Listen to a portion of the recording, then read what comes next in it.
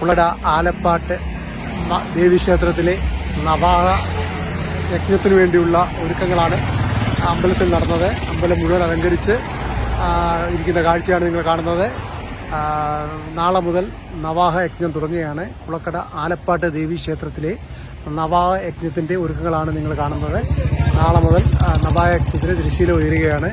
ആയിരക്കണക്കിന് ഭക്തജനങ്ങൾ നാനാ ദിക്കിൽ നിന്ന് എത്തിച്ചേരുന്ന കുളക്കട ആലപ്പാട്ട് ദേവീക്ഷേത്രത്തിലെ ഈ വർഷത്തെ നവായജ്ഞമാണ് നാളെ വൈകിട്ടോടുകൂടി കൊടിയേറുന്നത്. പിന്നെ 9 ദിവസത്തെ നവായജ്ഞമാണ്.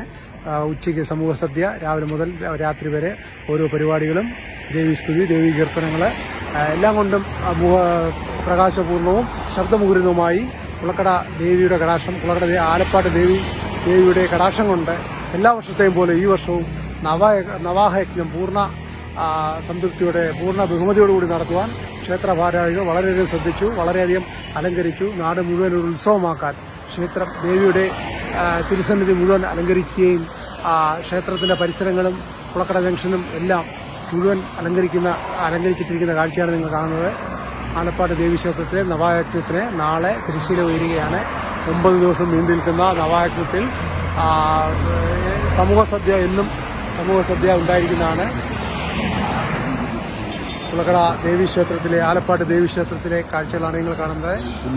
അലങ്കരിച്ച് പ്രഭാപൂരിതമായി ആലപ്പാട്ട് ദേവീക്ഷേത്രം, ആയിരക്കണക്കിന് ഭക്തജനങ്ങൾ നാനാദിക്കിൽ നിന്ന് എത്തിച്ചേരുന്ന ആലപ്പാട്ടമ്മയുടെ തിരുമുറ്റത്തിലേക്ക് നാളെ മുതൽ നവായജ്ഞത്തിന് തിരശ്ശീല ഉയരുകയാണ്.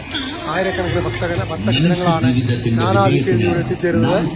വളരെ അലങ്കരിച്ച് വർണ്ണ പ്രഭാപൂരിതമാക്കി ക്ഷേത്ര പരിസരങ്ങളും വളരെ മനോഹരമായി കാഴ്ചയൊരുക്കിയിരിക്കുകയാണ്.